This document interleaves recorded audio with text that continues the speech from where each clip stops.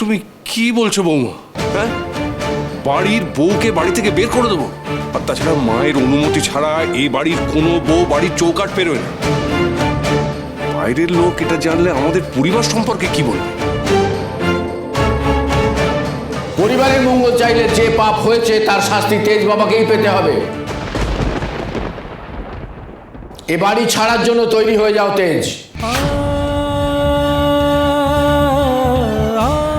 না, উনি এ বাড়ি ছেড়ে কোথাও যাবেন না। শুধু তুমি ঠাকুরমশাই, আমি বিনীতভাবে বলছি, স্বাস্থ্য সম্বন্ধে সত্যি আমার জ্ঞান নেই, তবে তার মানে এই নয় যে আমি একেবারেই অজ্ঞ। সমস্যাটা আমার ওনার পা স্পর্শ করা নিয়ে তো। কিন্তু স্ত্রীর পা স্পর্শ করলে পাপ হয়, এটা কোথায় লেখা আছে বলুন? আমার শাস্ত্রের জ্ঞান সম্পর্কে তুমি প্রশ্ন তুলছো? এত স্পর্ধা তোমার? না ঠাকুর মশাই, আপনার জ্ঞান নিয়ে প্রশ্ন তোলার স্পর্ধা বা ধৃষ্টতা আমার নেই। তবে মিস্টার বসু মল্লিক কোনো অন্যায় করেননি, এইটুকু আমি দাবি করে বলতে পারি। আমি সুধাকে এত কথা শুনিয়েছি, এত অপমান করেছি, তাও উনি আজ আমার হয়ে কথা বলছেন। যে কোনো পরিস্থিতিতে মানুষের সাহায্য করাটা তো পুণ্যের কাজ। মিস্টার বসু মল্লিক আমার কষ্ট মিটিয়ে, আমার যন্ত্রণা মিটিয়ে আমাকে সাহায্য করেছেন, আমার আঘাতে মলম লাগিয়েছেন, আমাকে আমার বিপদে রক্ষা করেছেন। এটা তো অন্যায় নয়। অগ্নি সাক্ষী করে মিস্টার বসু মল্লিক সবার সামনে আমাকে সমস্ত বিপদ থেকে রক্ষা করার প্রতিজ্ঞা নিয়েছেন। তার মধ্যে এটাও একটা প্রতিজ্ঞা, মিস্টার বসু মল্লিক আমাকে চিরকাল আগলে রাখবেন, আমার দেখাশোনার দায়িত্ব নেবেন। আর গতকাল রাতে তো উনি ওনার কথা মতোই কাজ করেছেন। আমার পা স্পর্শ করে, আমার আঘাত নিবারণ করে তো উনি শাস্ত্র মতোই কাজ করেছেন। এটা তো শাস্ত্রের বিপক্ষে কাজ নয়। ঠাকুরমশাই, আমি যদি ভুল কিছু বলে থাকি তাহলে আমাকে ক্ষমা করবেন। তবু মিস্টার বসু মল্লিক আমার পায়ে হাত দিয়ে যদি কোনো সমস্যার সৃষ্টি করে থাকেন, তাহলে আমি এক্ষুনি ওনার পা স্পর্শ করে প্রায়শ্চিত্ত করতে রাজি আছি। কি করছেন আপনি? পাপের প্রায়শ্চিত্ত।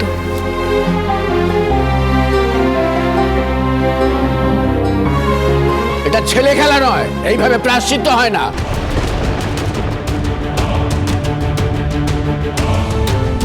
তাহলে আপনিই বলে দিন ঠাকুরমশাই, কি করে হয়? আরে বাবা, উপায় তো ইতিমধ্যে গুরুদেব বলে দিয়েছে, তুমি খামোখা তাতে বাগড়া দিচ্ছ কেন ভাই? কিন্তু মেজ কাকামণি, সেই উপায়ে তো ওনাকে 91 দিন বাড়ির বাইরে থাকতে হবে। আমার জন্য বাড়ির ছেলে বাড়ি ছাড়া হোক, বাড়ির বাইরে থাকুক, এটা আমি কিছুতেই চাই না। তাই যা শাস্তি হয় আমায় দিন, আমি সব শাস্তি মাথা পেতে নেব।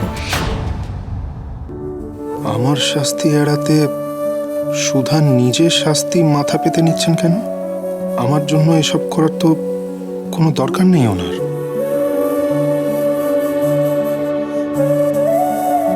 বৌমা যখন তার নিজের স্বামীর হয়ে প্রায়শ্চিত্ত করতে চায়, তখন একটা উপায় আছে।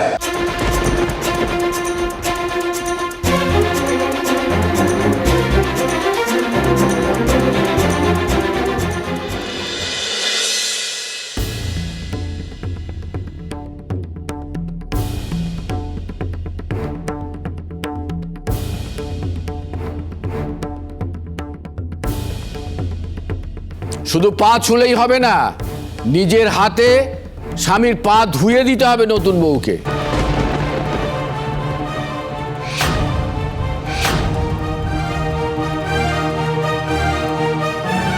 ঠাকুর মশাই, এটা কি ধরনের নিয়ম? আজকে দিনে এসব কেউ মানে নাকি? সমুদ্র একদম ঠিক কথা বলছে। আমি চাই না সুধা আমার পা ধুয়ে দিন, এটা তো ওনার কাছে অপমানের।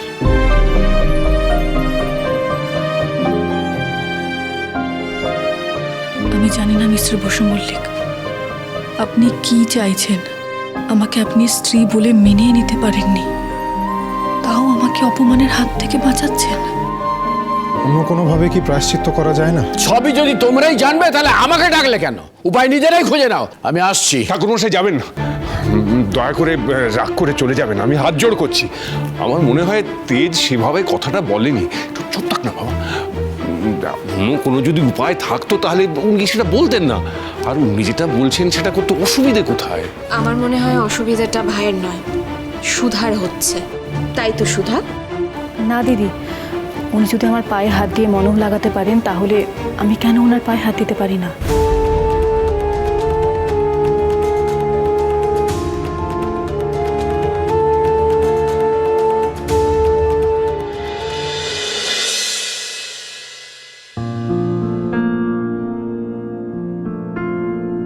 হঠাৎ কোনো ঝড়ের কাছে এসে ধূসর হলো সবুজ দুটো মন, গভীর কোনো ব্যথায় হাত রেখে ঠিকানা খুঁজে চলে ঘরে ফেরার রিংটন। এসব কি হচ্ছে বাড়িতে? বোগাস, ইললজিক্যাল নিয়ম। আজকালকার দিনে এসবকে মেনে নিতে পারে নাকি? আর সুধা দি বা এসব কেন মানছে আমি তো এটাই বুঝতে পারছি না।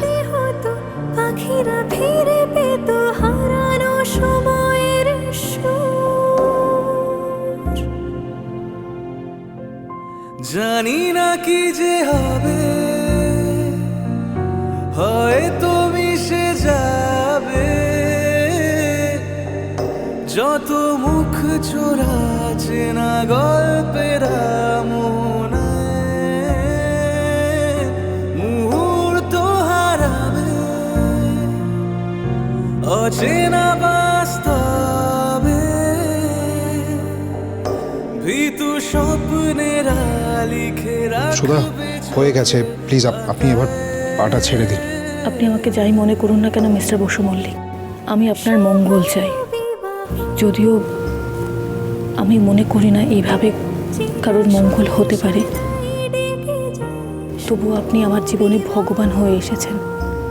তাই আপনার পায়ে হাত দিলে অন্তত আমি ছোট হব না। শুভ বিবাহ, শুভ বিবাহ। ঠাকুরমশাই, আমি আপনার কথা মতো মিস্টার বসু মল্লিকের পা ধুইয়ে দিয়েছি। এবার নিশ্চয়ই ওনার কোনো অমঙ্গল হবে না। দাঁড়াও, কোথায় যাচ্ছ? ঠাকুরমশাই, এই পা ধোয়া জলটা ফেলতে যাচ্ছি। এখন তো ফেলা যাবে না, কারণ প্রায়শ্চিত্ত তো শেষ হয়নি।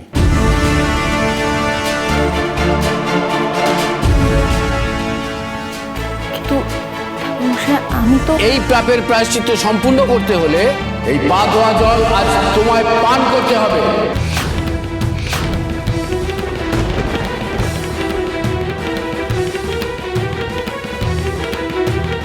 কি ব্যাস, এই ভয়টাই আমি পাচ্ছিলাম। এসব আবার কি? মানে পা ধোয়া জল খেলে পাপ চলে যায়? সব কি হচ্ছে? সব তো অন্যায়। আর এই অন্যায় চিরকাল বসু মল্লিক বাড়ির মেয়ে আর বউদের সাথে হয়ে এসেছে। তাই ভাবি, এইটুকুতেই প্রায়শ্চিত্ত হয়ে গেল নাকি? পা ধুয়ে দিলে কি আর হয়? আসল টুইস্ট তো ঠাকুরমশাই এতক্ষণ বলেনি। আরে কি করছো কি? তাড়াতাড়ি শেষ করো এসব, এরপর তো হালকা বৌভাতের অনুষ্ঠান বাকি আছে নাকি? দেখো বৌমা, আমি জানি যে কাজটা সহজ নয়, কিন্তু আগেকার দিনে জ্ঞানী গুণী গুরুদের পা ধোয়া জল শিষ্যরা খেত, তাতে আশীর্বাদ পাওয়া যেত। এটা ধরো তোমার শাশুড়ি এ বাড়িতে আসার পর কত ভুল করেছে, সেও কিন্তু এরকমই প্রায়শ্চিত্ত করেছে। বাবা, আগে কি হতো আমি জানি না, তা আমি এসব মেনে নিতে পারবো না, কারণ এটা উচিত না। যে শাস্ত্রে মেয়েদের মাতৃদেবী রূপে কল্পনা করা হয়, তাদের এমন অপমানের কথা কোন শাস্ত্রে লেখা আছে কেউ বলতে পারবে আমাকে? তাছাড়া এটা অনেকটাই আনহাইজিনিক, অপমানজনক তো বটেই।